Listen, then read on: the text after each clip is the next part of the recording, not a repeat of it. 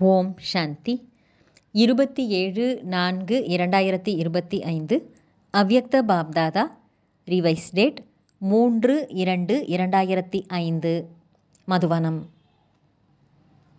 சேவை செய்தாலும் உபராம், அதாவது விடுபட்ட மற்றும் எல்லையற்ற உள்ளுணர்வின் மூலம் சதா தயாரானவர் ஆகி பிரம்மா பாபாவுக்கு சமமாக நிரம்பியவர் ஆகுங்கள்.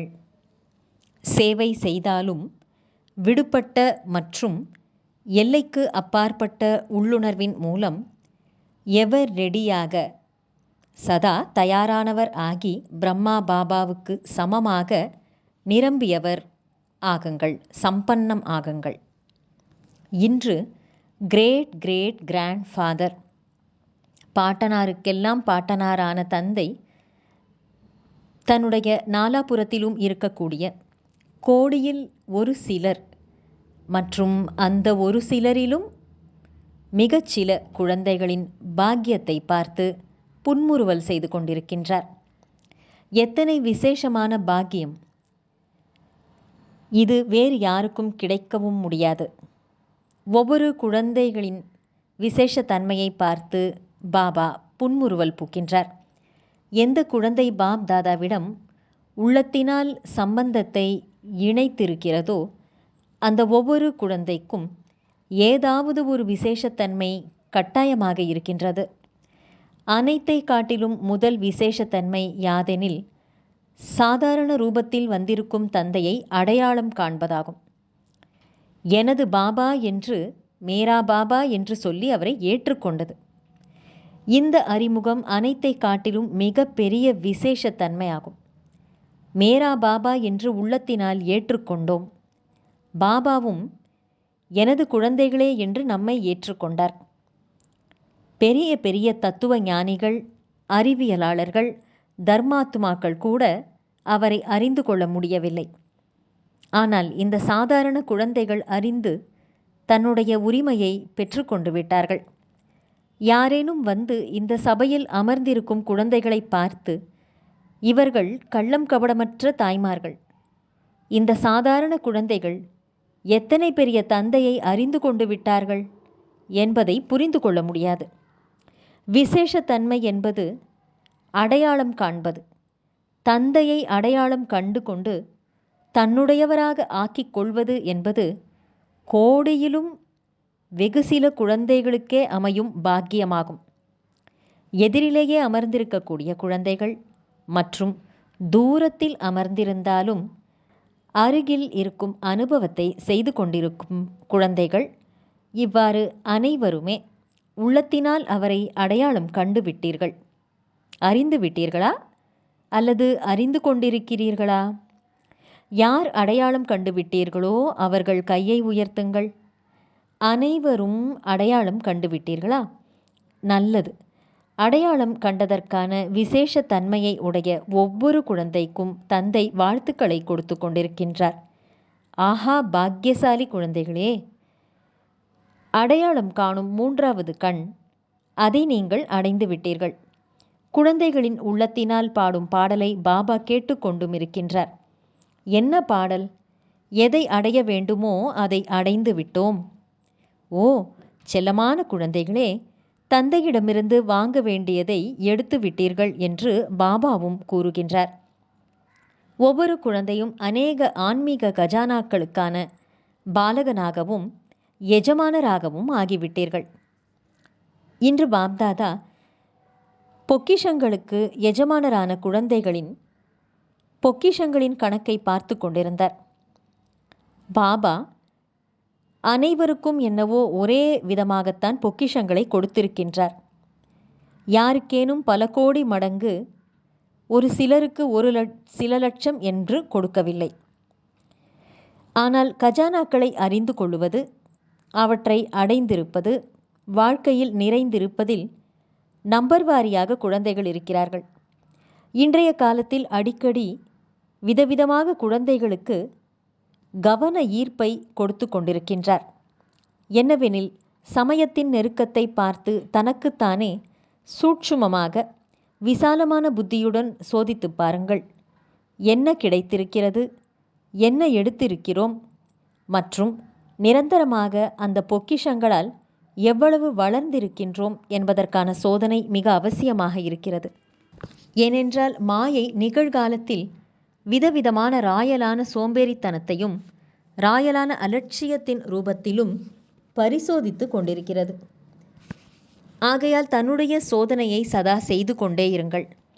அந்த அளவுக்கு கவனம் சோம்பேறித்தனமான ரூபத்தில் செக்கிங் கூடாது.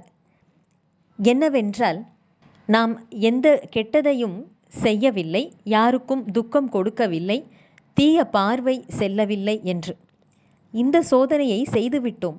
ஆனால் நல்லதிலும் நல்ல காரியம் என்று என்ன செய்தோம்? சதா ஆன்மீக திருஷ்டி இயல்பாக இருந்ததா? அல்லது மறதி மற்றும் நினைவுக்கான விளையாட்டாக இருந்ததா? எத்தனை பேருக்கு சுப பாவனை, சுபமான விருப்பங்களை, ஆசீர்வாதங்களையும் கொடுத்தோம்? இப்படி சேமிப்பு கணக்கு எத்தனை மற்றும் எப்படி இருந்தது? ஏனென்றால் நல்ல விதத்தில் சேமிப்பு கணக்கை இப்போது மட்டுமே செய்ய முடியும் என்பதை நீங்கள் அறிந்துள்ளீர்கள். இந்த சமயம் முழு சீசனும் கணக்கை சேமிப்பதற்கானதாகும். பிறகு முழு சமயமும் சேமிப்பின் அடிப்படையில் ராஜ்ய பாக்கியம் மற்றும் பூஜைக்குரிய தேவி தேவதையாக ஆவதற்கானதாகும். சேமிப்பு குறைந்ததெனில் ராஜ்ய பாக்கியமும் குறையும். பூஜைக்குரியவர் ஆவதும் கூட வரிசை கிரமம்தான். சேமிப்பு குறைந்தால் பூஜையும் குறையும். விதிப்பூர்வமான சேமிப்பு இல்லை என்றால் பூஜையும் விதிப்பூர்வமாக இருக்காது. அவ்வப்பொழுது விதிப்பூர்வமாக இருந்ததென்றால் பூஜையும் மற்றும் பதவியும் அவ்வப்பொழுதுதான் இருக்கும். ஆகையால் பாப்தாதா ஒவ்வொரு குழந்தையிடமும் மிக அன்போடு இதைத்தான் விரும்புகின்றார். ஒவ்வொரு குழந்தையும் சம்பன்னமாக, நிரம்பியவராக ஆக வேண்டும், சமமாக வேண்டும். சேவை செய்யுங்கள், ஆனால் சேவையிலும் விடுபட்ட, எல்லைக்கு அப்பாற்பட்ட நிலை வேண்டும். பாப்தாதா பார்த்தார், அதிகபட்சமாக குழந்தைகளின் யோகம், அதாவது நினைவுக்கான பாடத்தில் ஆர்வம் மற்றும் கவனம் குறைவாக இருக்கிறது. சேவையில் ஆர்வம் அதிகமாக இருக்கிறது. ஆனால் நினைவு இன்றி சேவையில் அதிகமாக கவனம் இருக்கிறதெனில் அதில் எல்லைக்கு உட்பட்டது வந்துவிடுகிறது.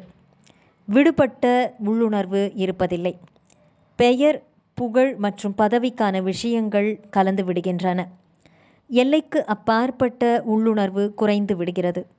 எனவே பாப்தாதா விரும்புகின்றார், அதாவது கோடியில் சில, அந்த சிலரிலும் சில என்னுடைய குழந்தைகள் இப்பொழுது எவர் ரெடியாக, சதா தயாரானவர்கள் ஆக வேண்டும்.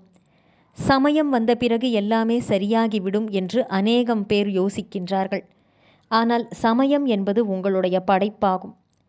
படைப்பை தன்னுடைய ஆசிரியராக ஆக்கிக்கொள்வீர்களா என்ன? இரண்டாவது விஷயத்தை அறிந்திருப்பீர்கள், அதாவது நீண்ட காலத்திற்கான கணக்கு, நீண்ட காலத்திற்கான முழுமைத்தன்மை, நீண்ட காலத்திற்கான பிராப்தியை செய்ய வைக்கிறது. எனவே இப்பொழுது நேரத்தின் நெருக்கத்தின் பிரகாரம் நீண்ட காலத்துக்கான சேமிப்பு இருக்க வேண்டியது அவசியம். பிறகு நாங்கள் நீண்ட காலம் உள்ளது என்று புரிந்திருந்தோம் என்று புகார் அளிக்க வேண்டாம். இப்பொழுதில் இருந்து நீண்ட காலத்துக்கான கவனம் வையுங்கள். புரிந்ததா? Attention please. பாப்தாதா இதைதான் விரும்புகின்றார். அதாவது ஒரு குழந்தையிடமும் எந்தவிதமான ஒரு பாடத்திலும் குறைவு என்பது இருந்துவிடக்கூடாது. பிரம்மா பாபாவிடம் அன்பு இருக்கிறதல்லவா, அந்த அன்பிற்கு கைமாறாக, ரிட்டர்னாக தன்னுடைய குறையை சோதித்து பாருங்கள் மற்றும் டேர்ன் செய்து விடுங்கள், மாற்றி கொண்டு விடுங்கள். தனக்குத்தானே மாற்றிக்கொள்ள வேண்டும். இதுதான் கைமாறு செய்வது. எனவே கைமாறு செய்வதற்கான தைரியம் உள்ளதல்லவா? கைகளை உயர்த்தி தந்தையை மகிழ்ச்சியடைய வைத்து விடுகிறீர்கள். பாப்தாதாவும் மகிழ்ச்சி அடைந்து விடுகின்றார். இப்பொழுது உள்ளத்தில் மிகவும் உறுதியாக, பக்காவாக 1% கூட காய் என்பது இருக்கக்கூடாது. பக்காவான உறுதியான விரதம் எடுங்கள். ரிட்டர்ன் கொடுத்தே ஆக வேண்டும், கைமாறு செய்தே ஆக வேண்டும், தனக்குத்தானே திருத்திக் கொள்ள வேண்டும். இப்பொழுது சிவராத்திரி வந்து கொண்டிருக்கிறதல்லவா? எனவே அனைத்து குழந்தைகளும் தந்தையின் ஜெயந்திதான் தனது ஜெயந்தி என்று கொண்டாடுவதற்கான ஊக்கத்துடனும் அன்போடும் வந்திருக்கிறீர்கள். நல்ல நல்ல நிகழ்ச்சிகளை செய்து கொண்டிருக்கிறீர்கள். சேவைக்கான திட்டம் மிகவும் நன்றாக உருவாகி இருக்கிறது. ஆனால் என்று சொல்வது நன்றாக இல்லை. ஆனால் கூற வேண்டியுள்ளது. எப்படி மற்ற சேவைகளில் திட்டங்களை உருவாக்குவதில் ஈடுபடுகின்றீர்கள், உருவாக்கவும் செய்கிறீர்கள். ஆனால் இந்த விரதத்தை எடுப்பதற்கான திட்டத்தையும் உருவாக்க வேண்டும். அதாவது தந்தைக்கு கைமாறு செய்துதான் ஆக வேண்டும். எப்பொழுதேனும் பாப்தாதாவோ அல்லது யாராவது கேட்கிறார்களோ என்றால் அதிகபட்சமாக இந்த பதிலைத்தான் தருகிறார்கள். ஆமாம், மிகவும் நல்லது. முடிவில் ஆனால் எவ்வளவு பாபா கூறுகிறாரோ அந்த அளவு இல்லை என்பதாகும். இப்பொழுது இந்த பதில் இருக்க வேண்டும். அதாவது பாபா என்ன விரும்புகிறாரோ அதை நாம் கொடுக்க வேண்டும். குறிப்பு எடுத்து வைத்துக் கொள்ளுங்கள். பாப்தாதா என்ன விரும்புகின்றாரோ அந்த பட்டியலை உருவாக்குங்கள். பட்டியலை எடுங்கள் மற்றும் சோதித்து பாருங்கள். தந்தை என்ன விரும்புகிறாரோ அது இருக்கிறதா இல்லையா? உலகத்தவர்கள் நீங்கள் மூதாதையர் மூலமாக முக்தியை விரும்புகின்றார்கள். மூதாதையரான உங்கள் மூலமாக முக்தியை விரும்புகிறார்கள். முக்தி கொடு என்று அலறிக்கொண்டும் இருக்கிறார்கள். எப்பொழுது வரை அதிகபட்சமான குழந்தைகள் தன்னுடைய பழைய சமஸ்காரம், அதை நாம் இயற்கை நேச்சர் என்று கூறுகிறோம். இயல்பு அல்ல, இயற்கையாகிவிட்டது. அதில் ஏதேனும் இருந்து கொண்டிருக்கிறது. முக்தி அடையவில்லை எனில் அனைத்து ஆத்மாக்களுக்கும் முக்தி கிடைக்காது. எனவே பாப்தாதா கூறுகின்றார், ஹே முக்தியை வழங்கும் குழந்தைகளே, மாஸ்டர் முக்தி தரும் வள்ளல்களே, இப்பொழுது தன்னைத்தான் விடுவித்து கொண்டீர்கள் என்றால் அனைத்து ஆத்மாக்களுக்கான முக்திக்கான வாசல் திறந்துவிடும். கதவுக்கான சாவி என்னவென்றால் எல்லைக்கு அப்பாற்பட்ட வைராக்கியம் ஆகும். காரியங்கள் அனைத்தையும் செய்யுங்கள். ஆனால் எப்படி சொற்பொழிவில் சொல்கிறீர்கள் அல்லவா, இளரவாசிகளை பார்த்து தாமரை மலருக்கு சமமாக ஆகுங்கள் என்று. அவ்வாறு காரியத்தில் மூழ்கி இருந்தாலும் விடுபட்ட நிலை, சாதனத்திற்கும் வசமில்லை, பதவிக்கும் வசமற்ற நிலை. ஏதாவது கிடைத்து விடுகிறது. பொசிஷன் அல்ல, ஆனால் மாயையின் அப்போசிஷன், அதாவது எதிர்ப்பு ஏற்பட்டு விடுகிறது. ஞாரா மற்றும் பியாரா என்ற அன்பான விடுபட்ட நிலையை அடைவது கடினமாக உள்ளதா? யாருக்கும் கடினம் இல்லை என்றால் பிறகு சிவராத்திரிக்குள் சம்பன்னமாகிவிடலாம். கஷ்டமில்லை என்றால் ஆகித்தான் தீர வேண்டும். பிரம்மா பாபாவுக்கு சமமாக ஆகியே தீர வேண்டும். எண்ணத்திலும் வார்த்தையிலும் சேவையிலும் சம்பந்தம் தொடர்பிலும் அனைத்திலும் பிரம்மா பாபாவுக்கு சமமாக ஆக வேண்டும். நல்லது. பாபா மற்றும் தாதா, கிரேட் கிரேட் கிராண்ட்ஃபாதர், இவர்களிடம் மிகவும் 100% அதைவிடவும் அதிகமான அன்பு உள்ளது என்று யாரெல்லாம் நினைக்கிறீர்களோ அவர்கள் கை உயர்த்துங்கள். இப்பொழுது தந்தையை மகிழ்ச்சிப்படுத்த வேண்டாம். அனைவரும் கை உயர்த்தினார்கள். ஏதேனும் முழுமை நிலையில் பிறகு வித்தியாசம் இருக்கக்கூடாது. அன்பிற்கு பின்னால் பலியாக வேண்டும். இது என்ன பெரிய விஷயமா? உலகத்தினர் கூட அசுத்தமான அன்பிற்கு பின்னால் வாழ்க்கையையே, உயிரையே கொடுக்க தயாராகி விடுகிறார்கள். பாபா வெறுமனே இதைத்தான் கூறுகின்றார். அதாவது உங்கள் குப்பையை என்னிடம் கொடுத்து விடுங்கள், அவ்வளவுதான். நல்ல பொருளை கொடுக்க வேண்டாம், குப்பையை கொடுத்து விடுங்கள். பலவீனங்கள், குறைகள் என்னென்ன உள்ளதோ அவை குப்பை தானே. அந்த குப்பையை விடுவது என்ன பெரிய விஷயம்? பிரச்சனைகள் முடிந்தாக வேண்டும். சுய முன்னேற்றம் உயர்ந்ததாக ஆக வேண்டும். என்ன செய்வது? பிரச்சனை அப்படி இருக்கிறது என்று தானே கூறுகிறீர்கள். எனவே அசைக்கக்கூடிய மற்ற விஷயங்கள், பிரச்சனைகள், இந்த பெயரே இருக்கக்கூடாது. அந்த அளவுக்கு தங்கள் மனோநிலையை, ஸ்திதியை சக்திசாலியாக ஆக்கிக் கொள்ளுங்கள். சமாப்தி நேரத்துக்கான திரையை திறக்கும்போது என்ன தென்படும்? ஃபரிஷ்தாவின் ஜொலிப்பு தென்பட்டு கொண்டிருக்கும். அனைத்து குழந்தைகளும் ஜொலித்து கொண்டே இருப்பதாக தென்படுவார்கள். ஆகையால் இப்போது திரையை திறக்கும் காரியம் நின்று கொண்டிருக்கிறது. உலகத்தினர் திரையை விலக்குங்கள், திரையை விலக்குங்கள் என்று அலறிக்கொண்டிருக்கிறார்கள்.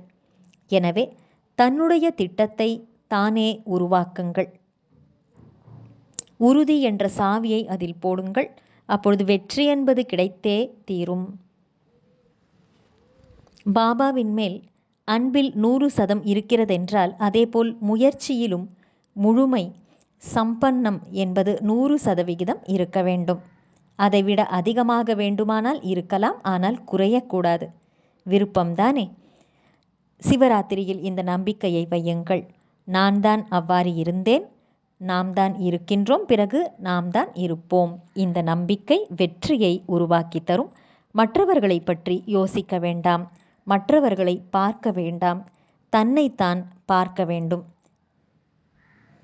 அநேக குழந்தைகள் இவ்வாறு பாபாவிடம் கூறுகிறார்கள், இவர்களை மட்டும் சிறிது சரி செய்து விடுங்கள் போதும், பிறகு நானும் சரியாகி விடுகிறேன் என்று. பாபா கூறுகிறார், அவர்களும் மாறமாட்டார்கள், நீங்களும் மாறமாட்டீர்கள். தன்னை மாற்றினால் அவர்களும் மாறிவிடுவார்கள்.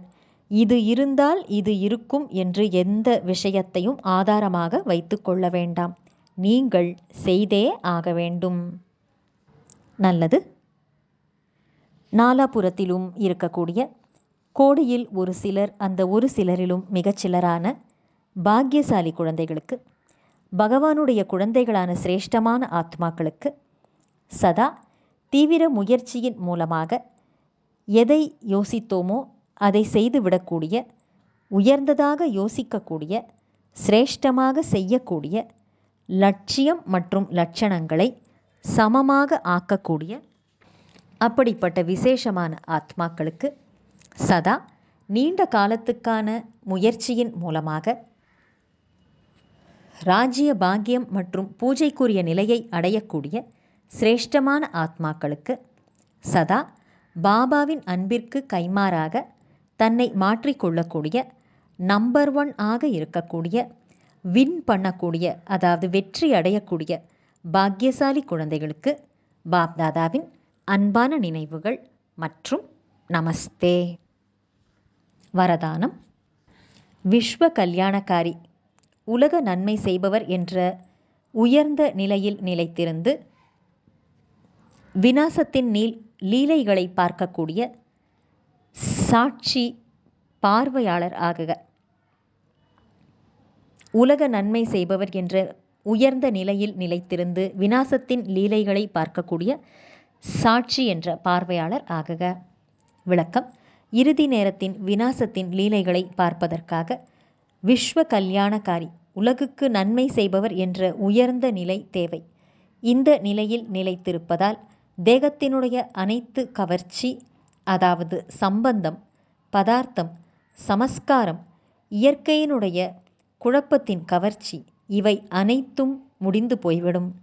எப்பொழுது அப்படிப்பட்ட நிலை இருக்குமோ அப்பொழுது சாட்சி என்ற பார்வையை உருவாக்கி உயர்ந்த நிலையில் நிலைத்திருந்து சாந்தி மற்றும் சக்தியின் ஒளி கிரணங்களை அனைத்து ஆத்மாக்களுக்கும் உங்களால் கொடுக்க முடியும். ஸ்லோகன். பலசாலி ஆகுங்கள், அப்பொழுது மாயையுடைய ஃபோர்ஸ், அதாவது வேகம் முடிந்து போய்விடும். பலவான் ஆகிவிடுங்கள், அப்பொழுது மாயையின் வேகம் முடிந்து போய்விடும். அவ்யக்த சமிக்கை. இணைந்த ரூபத்தின் நினைவின் மூலம் சதா வெற்றியாளர் ஆகுங்கள். வரத்தை வழங்கும் வள்ளல் தந்தை மற்றும் வரதானி ஆத்துமாக்கள் குழந்தைகள், நாம் இருவரும் இணைந்திருக்கிறோம் என்ற இந்த நினைவு சதா இருந்ததென்றால் தூய்மையினுடைய குடை நிழல் தானாகவே இருக்கும். ஏனென்றால் எங்கு சர்வசக்திவான் தந்தை இருக்கிறாரோ அங்கு தூய்மையற்ற நிலை என்பது கனவிலும் வரவே முடியாது. சதா தந்தை மற்றும் நீங்கள் தம்பதியின் ரூபத்தில் சேர்ந்தே இருங்கள். தனியாக இருக்க வேண்டாம். தனியாக இருந்தீர்கள் என்றால் தூய்மைக்கான சுமங்கலித்தன்மை போய்விடும். நல்லது. ஓம் சாந்தி.